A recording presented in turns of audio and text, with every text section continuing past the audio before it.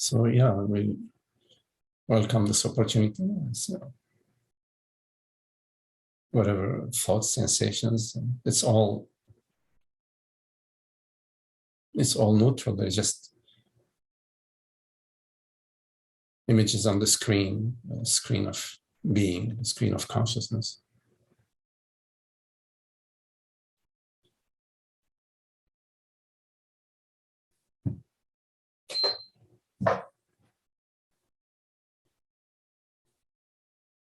We're not on any mission. It's just a friends gathering.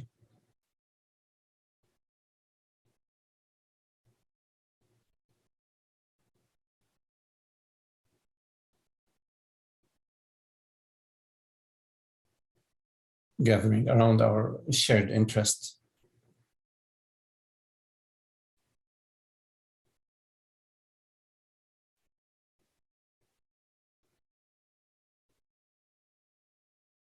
It's just by being together this way, it's already, one could say it's healing, and it's sweet, it's loving, it's peaceful.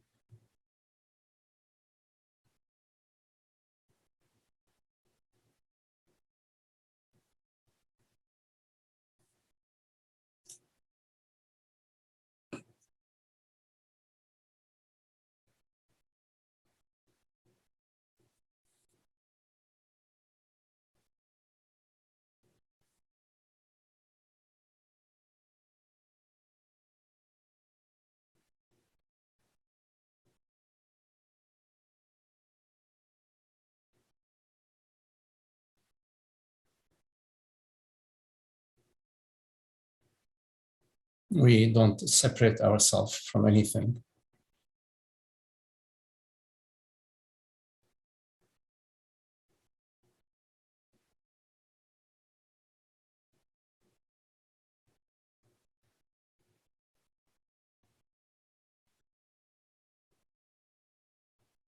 The sensations within the body and feelings, which are sensations after all.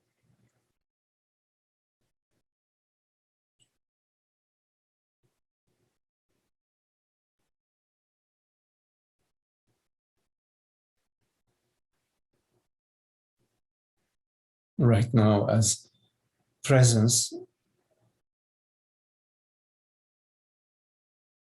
there is just presence. One borderless presence.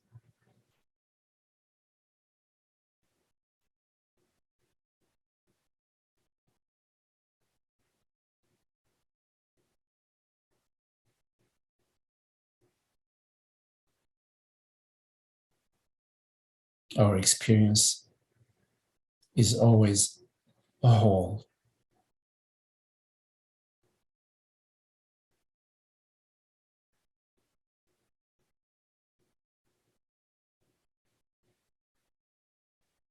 We are never a segment.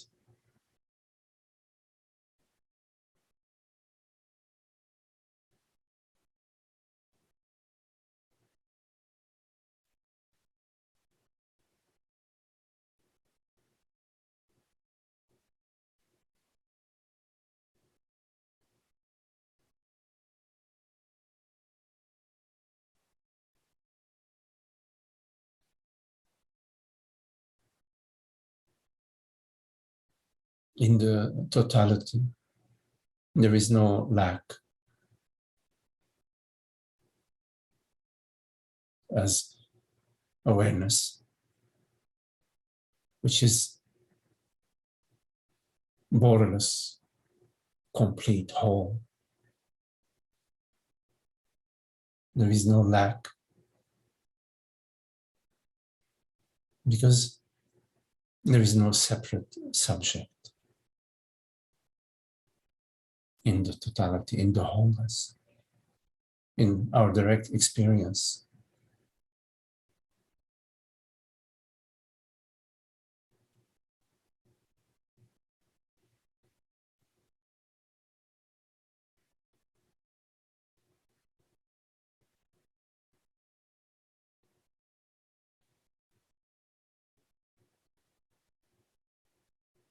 which is effortless presence.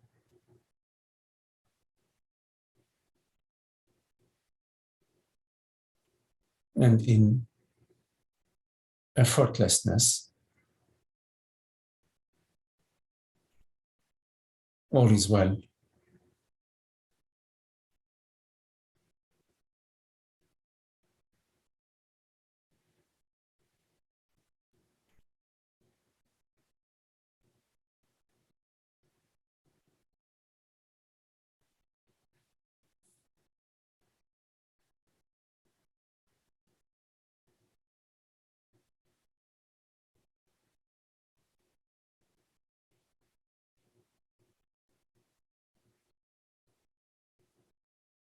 The waves on the surface of the ocean, they are the movement of the ocean.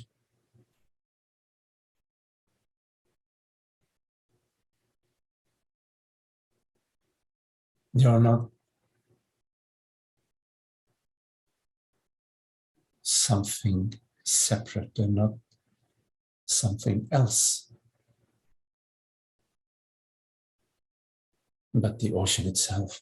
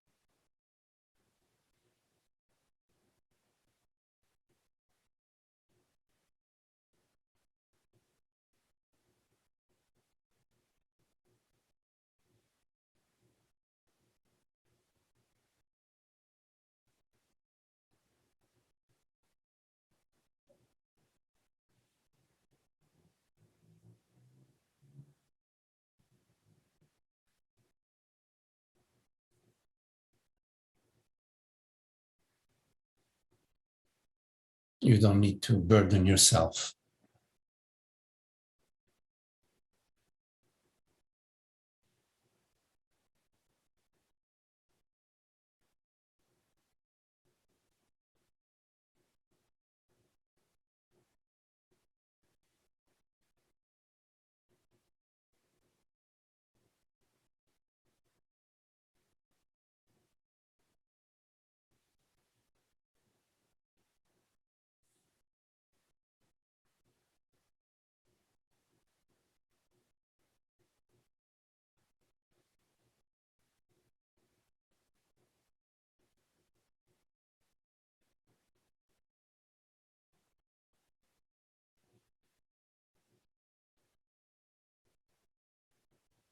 You are not the body. You are not the mind.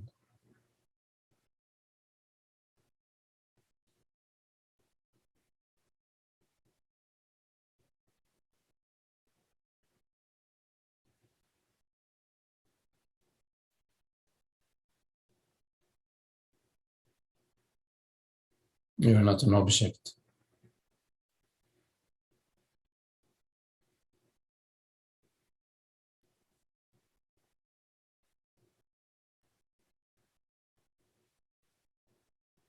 Objects do not perceive.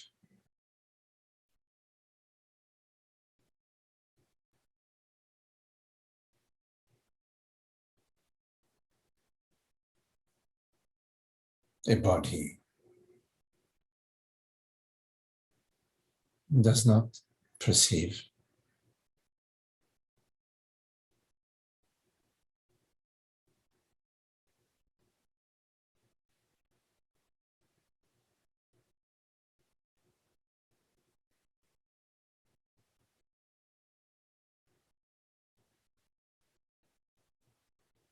The form, no matter how complex and sophisticated it may be, does not perceive.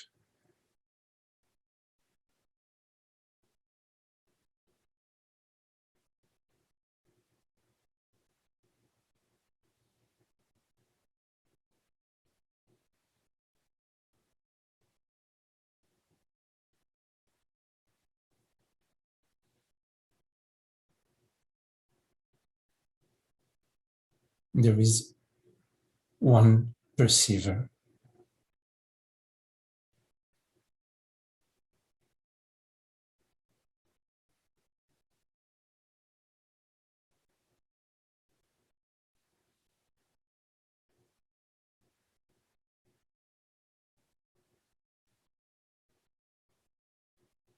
one reality.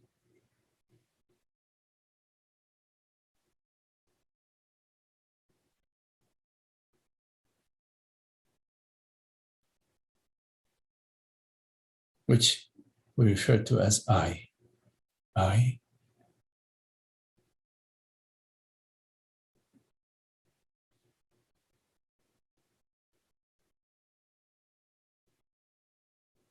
not an object.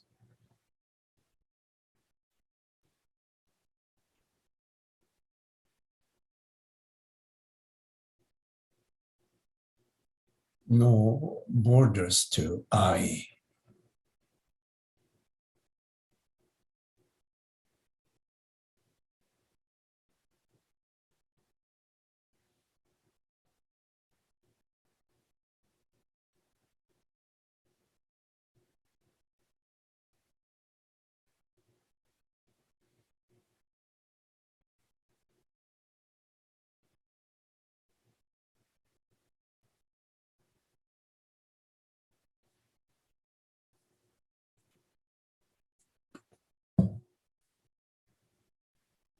There is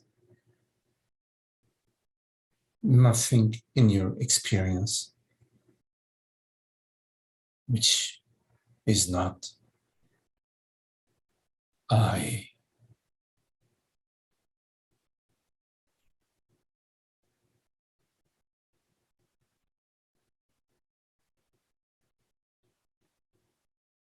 Your entire experience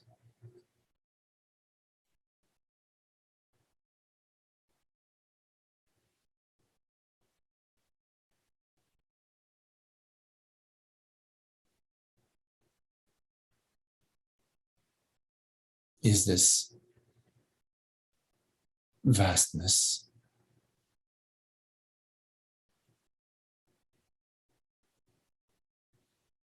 the borderless I.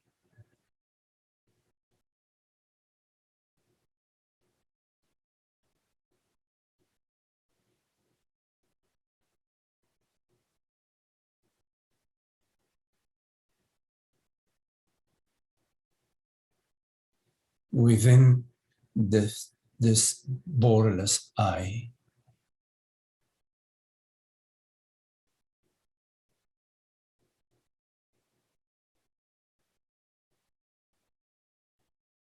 appearances appear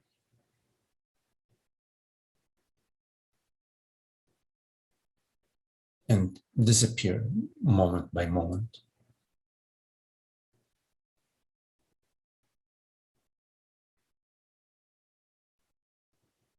There is nothing permanent, such as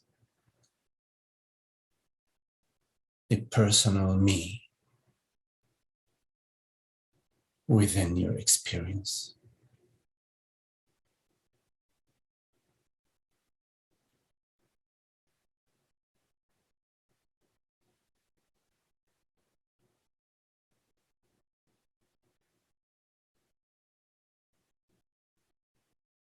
This personal me is a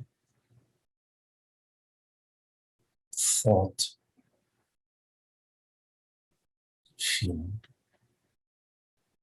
that appears and disappears moment by moment.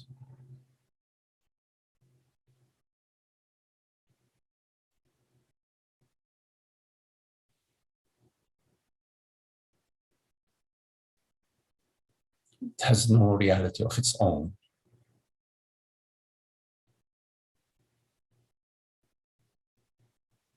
It has no substance of its own.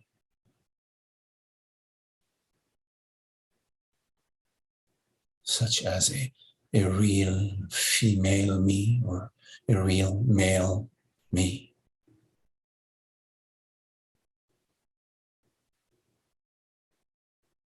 There are images and sensations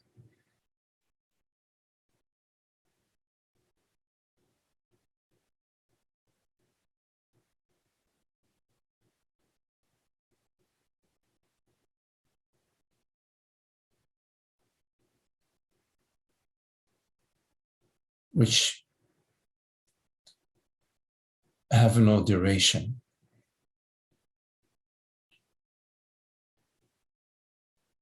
outside of your interest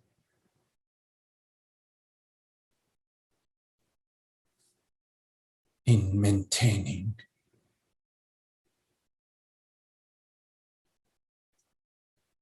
this identity.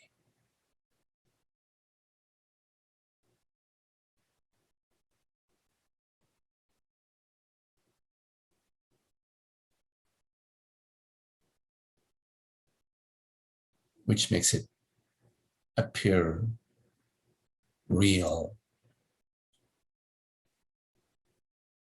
solid.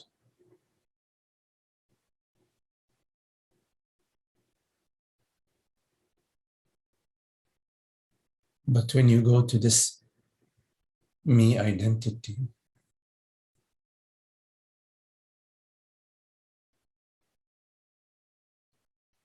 you don't find anything real anywhere.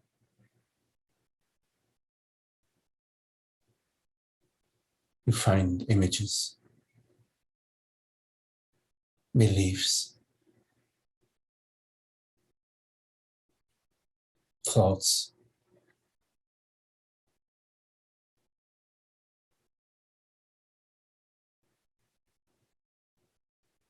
feelings.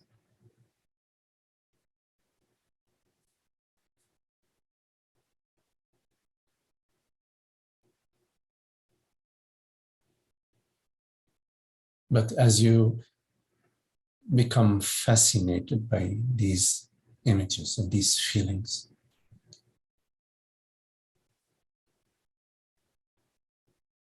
you become a feeling addict.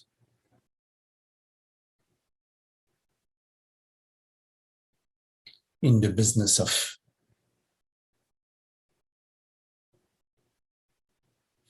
fixing feelings, fixing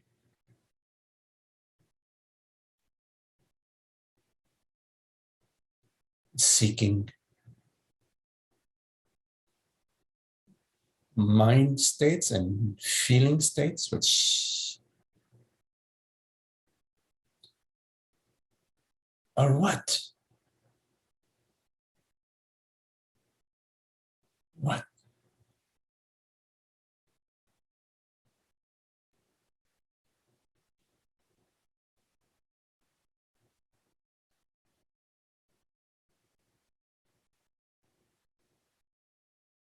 We give importance to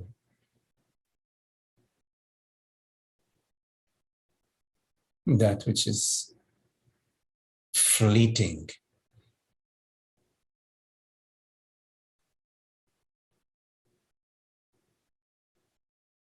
And we overlook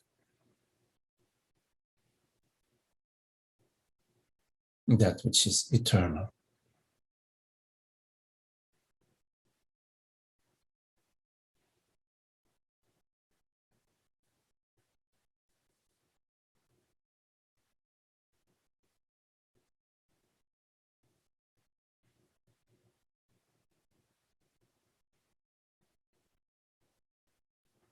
All your concerns are about this fictitious me.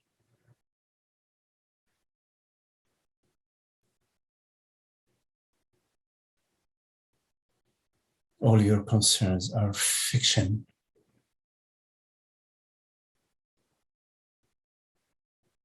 Because concerns about a fictitious me can only be fiction.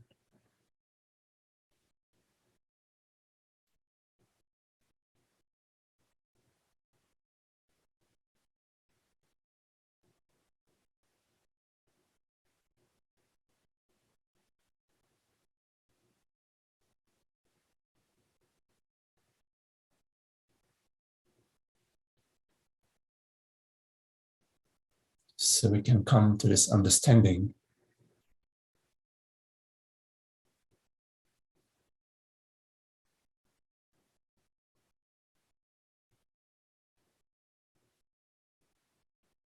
that consciousness is not personal,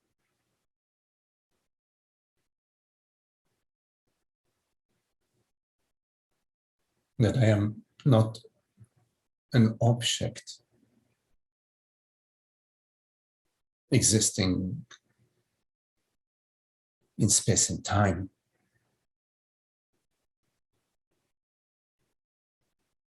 that I am not a historical creature,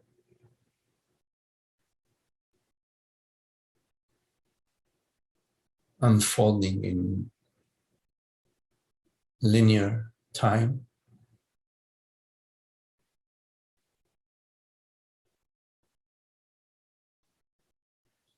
This model does not apply to I, this borderless awareness, the reality of consciousness.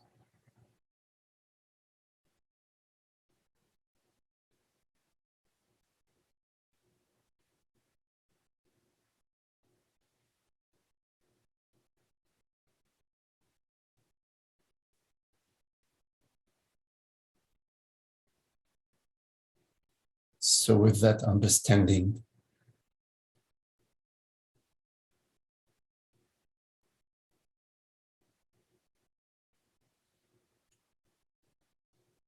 you can bring this understanding into your life, into your mind, into your actions, into your perceptions.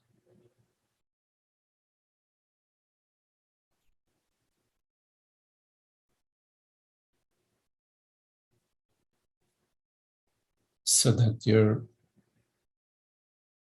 thoughts, perceptions, and actions align themselves with truth,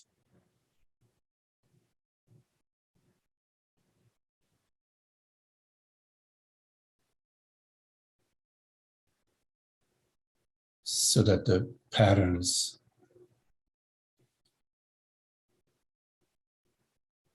of the old patterns of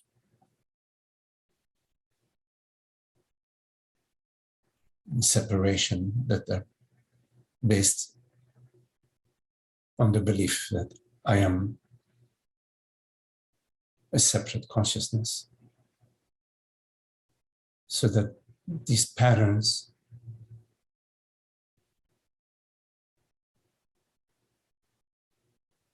don't no longer have a fertile ground in your life, in your mind.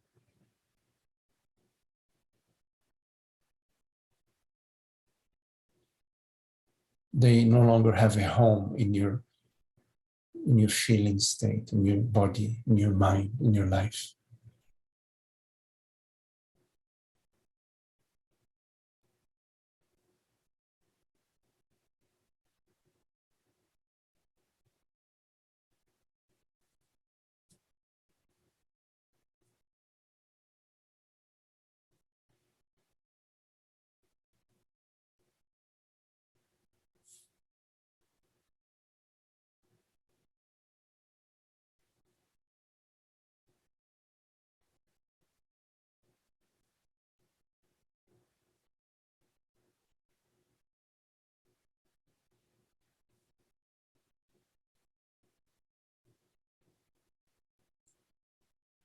So our courage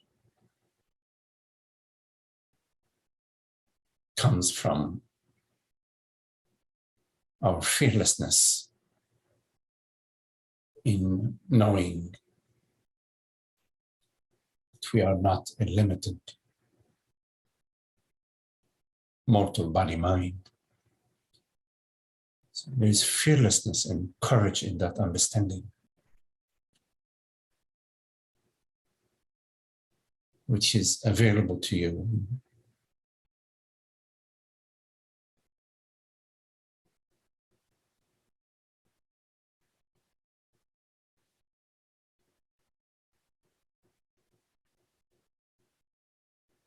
So that life can be a fearless realm of exploration, celebration, discovery, fearlessly.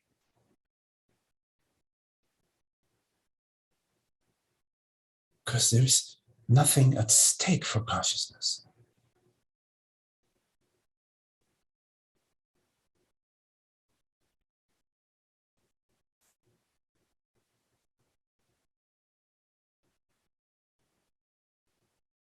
But it's not enough for you to just sit in the corner, huddled, holding on to your understanding, crouched.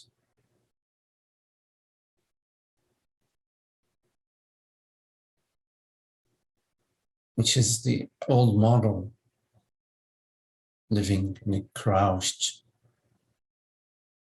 manner. No, it is time to step into the light, live and explore,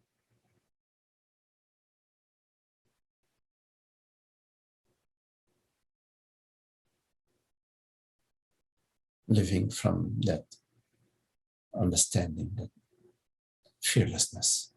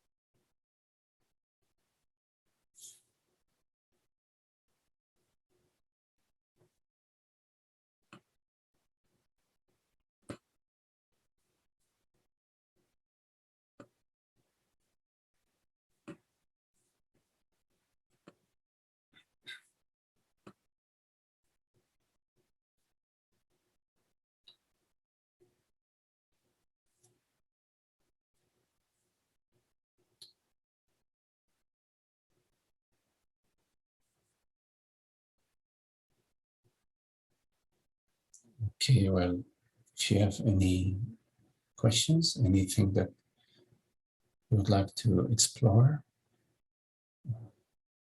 you're welcome to unmute your mic and you can turn on your video if you care to. Nice to see you. So, any questions?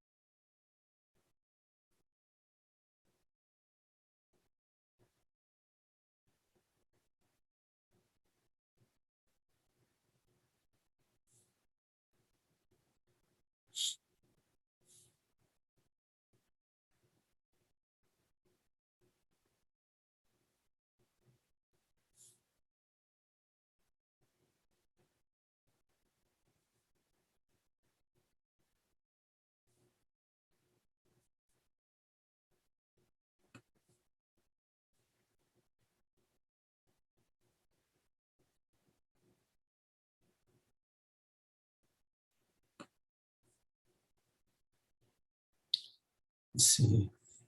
Oh, Jean.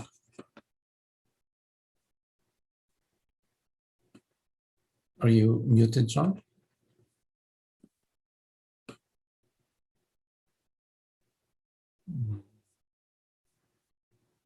Let's see.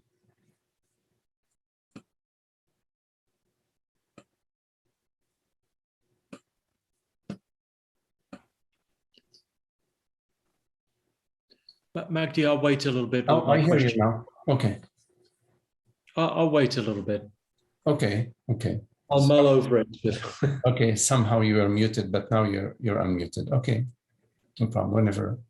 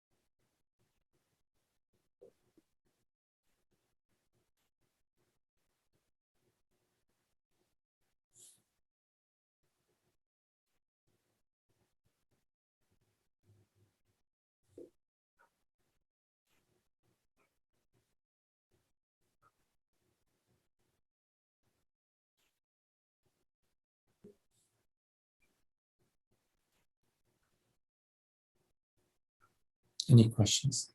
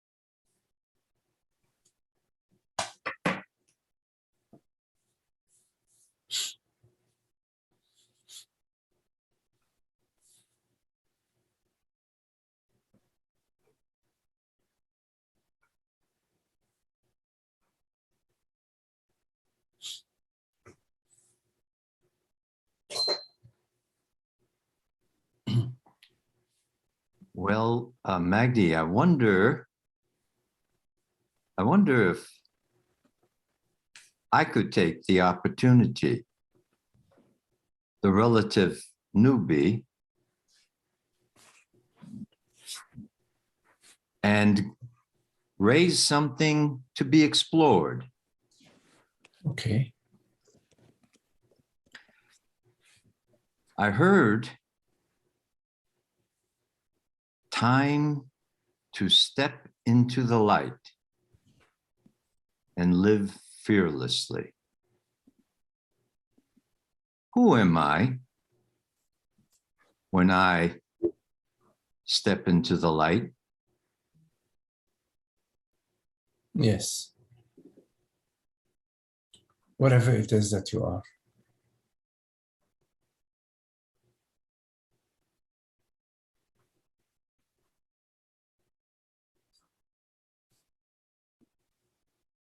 That which hears these words knows itself. You know who you are. Beyond any narrative, beyond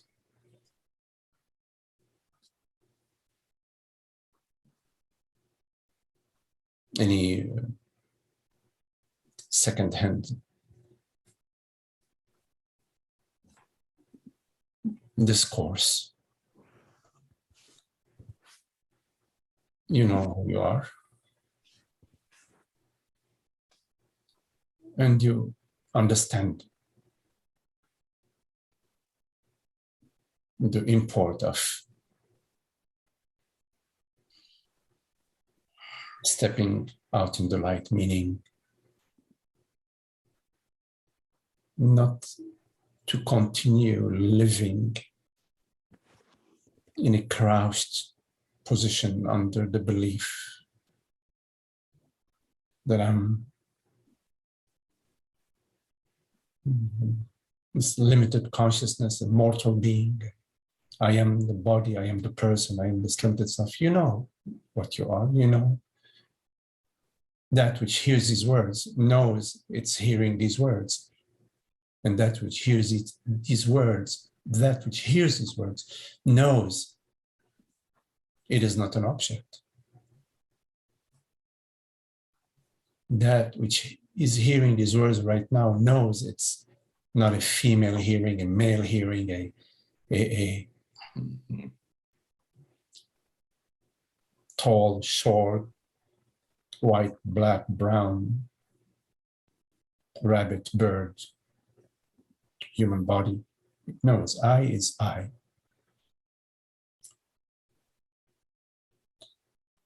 Now,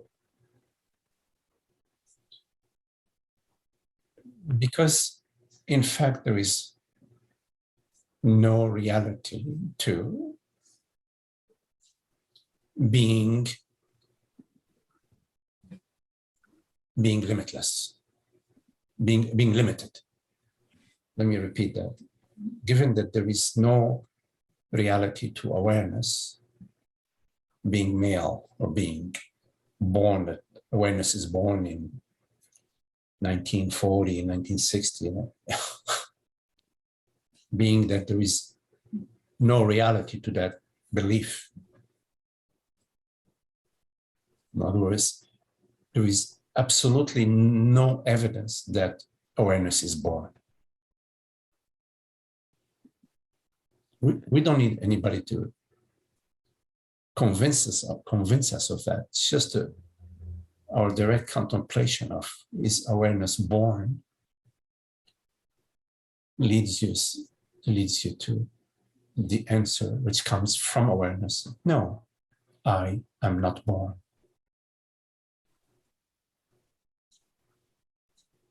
So that is already there. It's not something that is debatable. It's not something that is true sometime. It's true after enlightenment, but it's not true before enlightenment. You know what I mean? God doesn't become real all of a sudden because you discovered him or her, as a metaphor.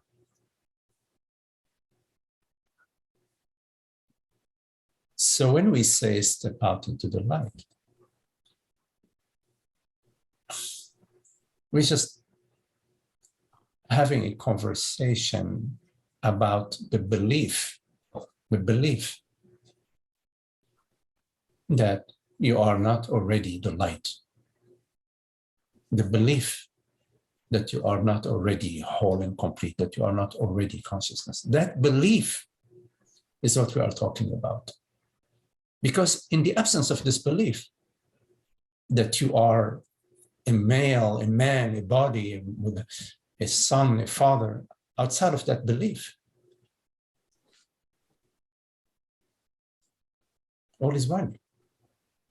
But it is that belief that I am a person with a past and a future, and I am this body is aging, getting better today, worse tomorrow, whatever. That belief that I am this body, that's when the sense of lack, the fears, the worries, the existential concerns.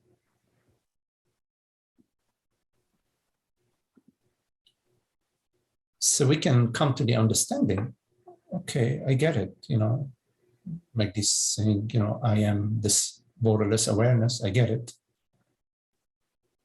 We can come to that understanding. It's not that complicated. I am the reality which perceives. I am not the body which I perceive. I am not the sensations which I perceive. I am not the forms which I perceive. I am not the images which I perceive. I am not perceived, yet I perceive. We can get that. We can get it. That's not a problem. It doesn't take long to get on board with that. But then we go back to, in our life, we go back to living in the crouched position. We go back to living in the habitual sense of, oh, how am I doing? Am I loved? How is my health? How is my home? How is my relationship? How is my money? How is my... We go back to, so when I say courage, take courage, trust that understanding, step out in the light, meaning live that understanding. You have to, in your life, explore. There's no formula. This is the formula. Here it is, paragraph 1, paragraph 2, paragraph 3. No, it's your own exploration, because you are the freedom of awareness. You are the freedom of consciousness. It's just, we have to own that freedom. And freedom and courage, freedom is complete courage. And in fact, freedom is infinite courage, infinite. So stepping out from the understanding into living the understanding is important, because what's the point of having this understanding, or having, you inherit $1 million and you buy ingots of gold and you bury them in your backyard, and you put a little X on a map, and 80 years later, your grandchildren, dig out. What's the point? So life is the exploration of life, living the life. How do we live it? Do we continue to live it like we've been living for the past decades? My past trauma, my future hopes, my worries, my concerns, my strategies, seeking happiness in all sorts of forms, mind states, experiences, whatever. Are we continue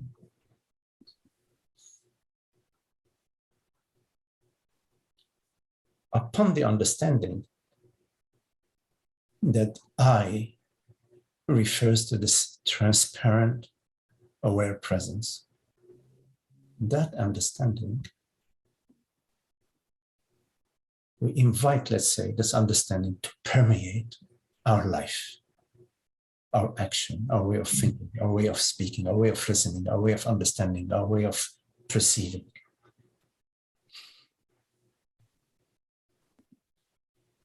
It's fun to explore, because we've already tried the old model. We all have a lot of experience with the old model of worries and concerns, a sense of lack and anger and emotions and fears. Well, we've done that. Being the separate self, being consciousness is me. I am this object, this form. We've already experimented with that model.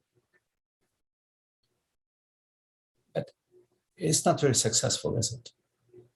Deep down, maybe at the surface, we say, well, it's okay. I've got my car, my kids are okay. I got retirement.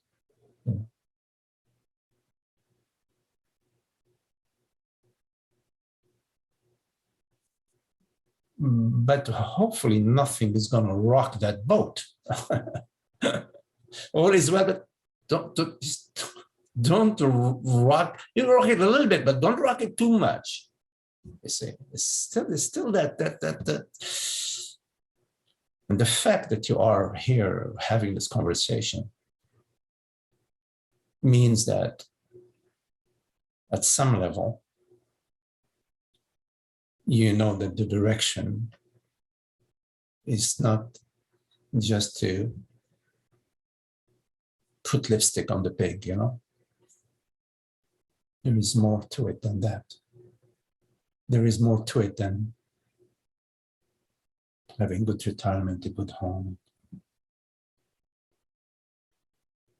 It's okay to have a good retirement, a good home, good relationship and all that, family, as long as you're happy. It's about happiness. And happiness, when it depends on anything, then that thing better be secure. We better put that thing, whatever happiness depends on, we better put it in Fort Knox so that nothing happens to it. Because if anything happens to that upon which happiness depends, then my happiness is going to get rocked.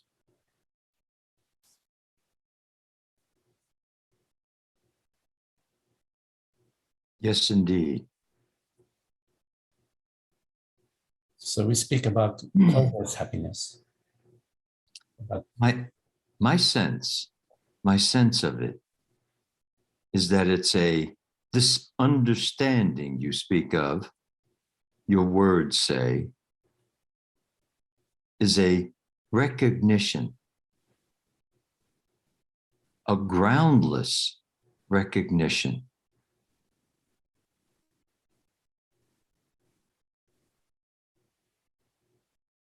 of who or what listens to the words, hears them.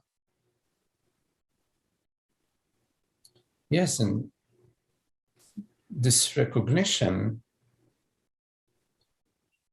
when it is not tainted by the belief that that which perceives, that which hears, is a personal character or a limited consciousness or a body-mind. When that is not on board, when that belief is not on board, that feeling is not on board,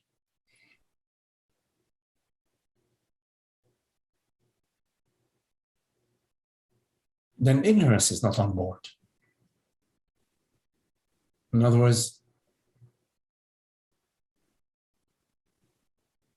you look up in the sky, you don't see the sun shining because of the cloud cover.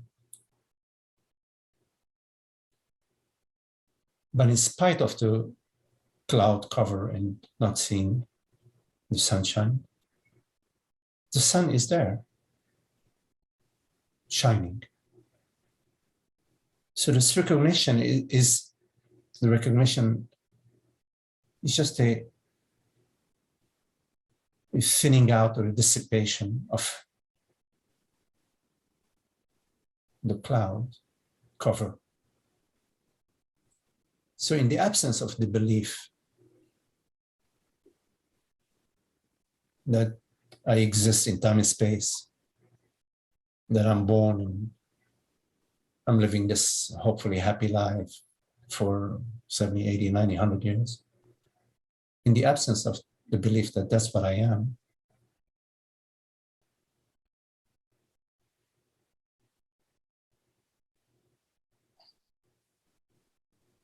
the reality which perceives is right here, right now.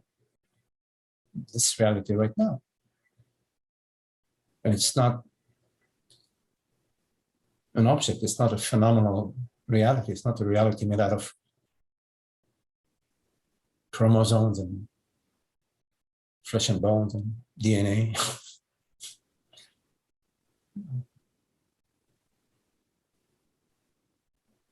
It's invisible, transparent, noumenal.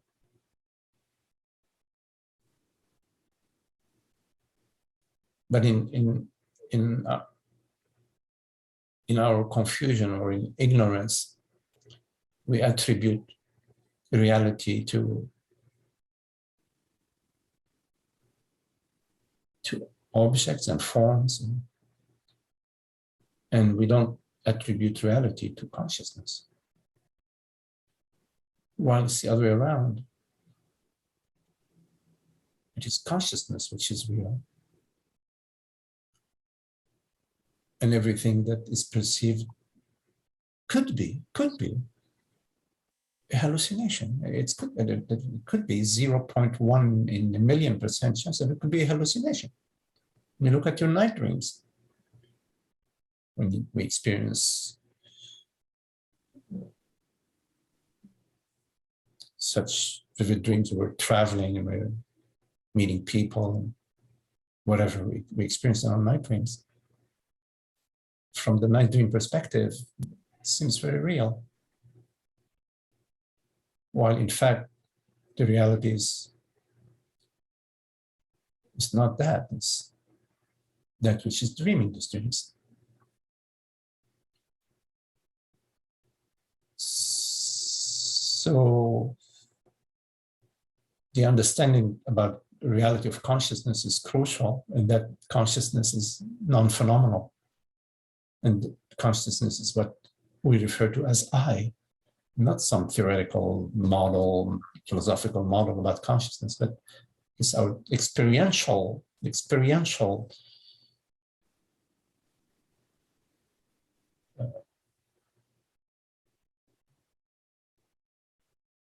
reality of consciousness. It's experiential, it's not theoretical. Our primary experience, and our only experience, one could say, is the experience of awareness. Everything we perceive, hearing these words right now, it's awareness. Mm.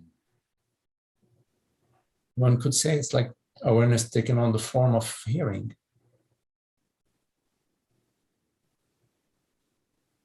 In this moment, the hearing appears and disappears,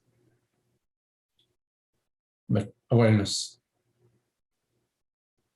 is throughout, before the hearing, during the hearing, and at the end of the hearing. Awareness it's not interrupted by the hearing.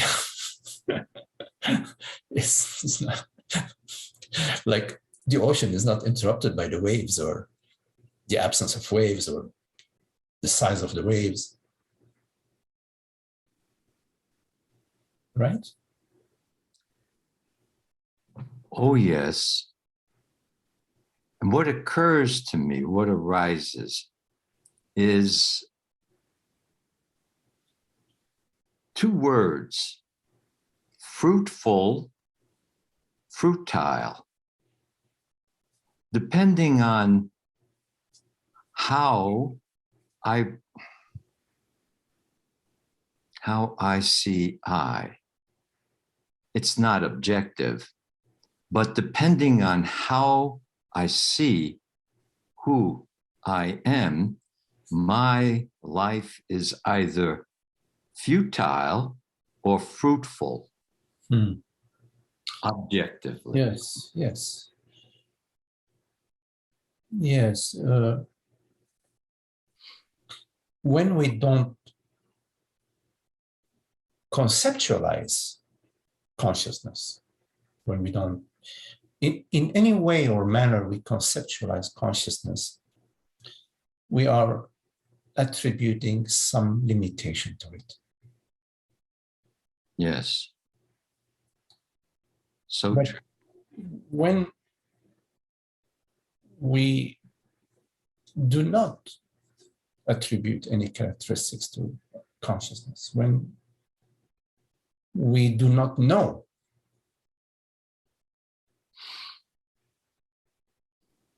consciousness is not limited or defined by not knowing. It is limited and defined by, and it's limited and defined by our knowing. We say, oh, it's this, it's that, it's the mind, it's the world, it's consciousness is the result of the Big Bang. Or, any conceptualization of consciousness is some form of limitation. So in a way, the process of understanding is more of a shedding or letting go of our beliefs and notions about consciousness so that we come to, yes, I am conscious beyond any doubt. Yes, there is a reality beyond any doubt. The reality, experientially, in my experience, is awareness beyond any doubt. Where is it? I don't know. It is undeniably so. Is it borderless? Is it tall? Is it long? Did it start 5 billion years ago? Is it going to end 10 billion years from now? All of that is, I don't know. What is consciousness? I don't know. Is consciousness real? Absolutely. Yes. So not knowing is closer and is closer to truth, as a way of speaking, than knowing. And not knowing doesn't mean that consciousness is unknown or unknowable, Yes, because that too would confine it. yes, yes, yes. Consciousness is known and it's knowable. It is known and is knowable by itself. Yes. It is self-knowing. I know I am. I am aware that I am. I am aware that I am aware. All of these statements refer to consciousness knowing itself. If I may, a quote from Alan Watts's book: though it seems that I know, what I would like to see is the I that knows me when I know that I know that I know.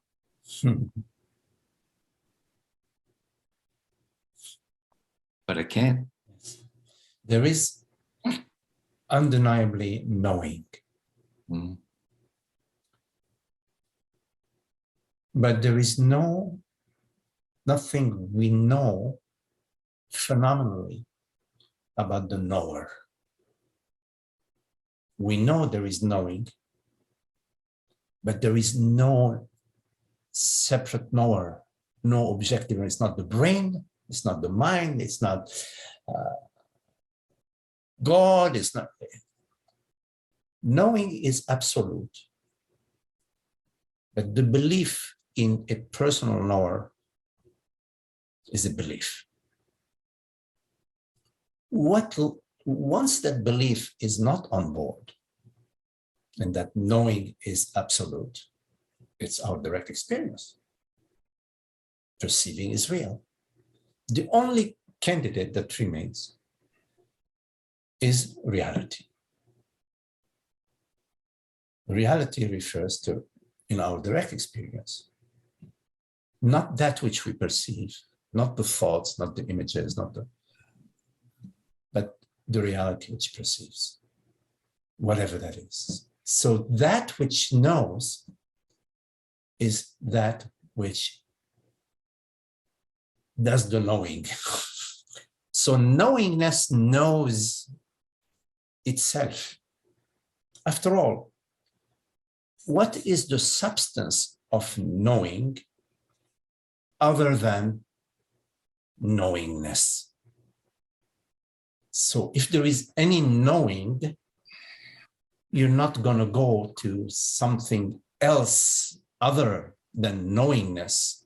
You're going to go to knowingness itself, because that's where the knowing is. So that which knows is knowing itself. So knowing is self-knowing. That's why we use the term self-knowledge. Self-knowledge means the knowledge that the self knows itself. I know I am. Yeah. And I know that I know. I know that I know. You see?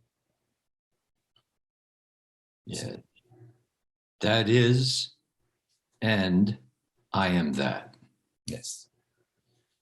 And the mind, meaning the habitual patterns of thinking, will say, okay, well, and then it's going to start, knitting. So, okay, I need to knit something. you know, okay, I got it. No, I'm only knowingness. No. So what do I do with that? So here comes the mind saying, well, there's another, hey, knocking on the door. Hey, how about me?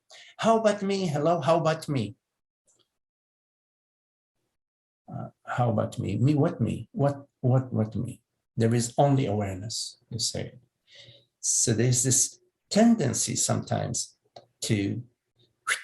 we go into the old pattern of thinking, you say. Yeah. But in time, the joker is no longer hiding, is clearly perceived, and we no longer go along with what next? What can I do with that? How can this help me? How can this save society? How can this save the world? We no longer are fooled by this apparent separate reality. Yes. May it be so. Thank you. Okay, Alan. Thank you. Nice talking with you. Nice meeting you too, my friend. Same.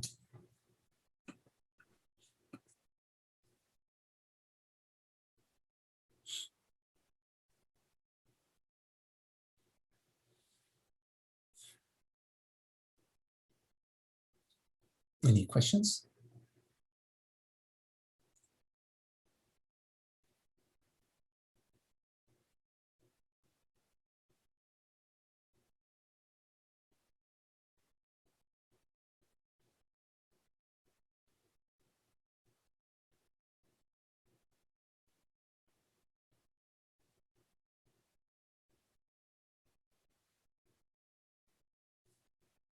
So the understanding about reality it has two aspects. It has, let's say, the conceptual aspect, the reasoning, where we come to clarity at the reasoning level. And the other aspect of the understanding is that this understanding permeates our life, our body, our mind, our world. So there is a living the understanding. There is an exploration at the feeling state in life, in our actions, in our decisions. So that the tendencies that have been stored in the body, in our somatic state, these tendencies, which are at the cellular level in a way, can release, relax, and cease to be the guides, cease to run the show. And we find ourselves expanded, free, happy, peaceful, and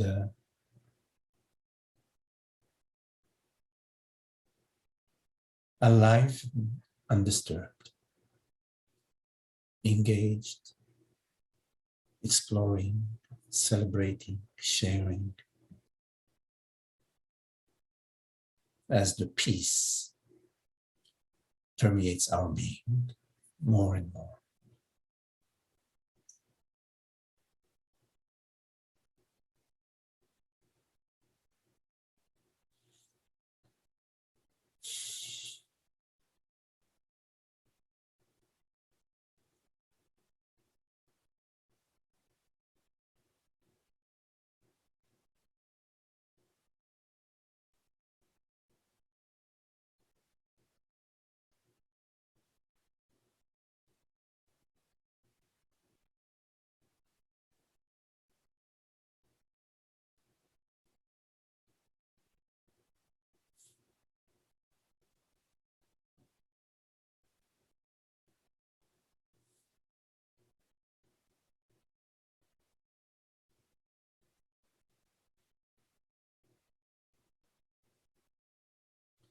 So, any questions?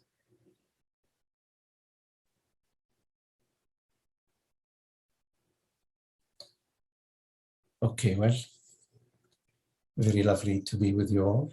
Thank you all. Frank, John, Alan, Walter, Holger, Grace, Richard, Kelly, George, Gisela, Doug, Jenny, John,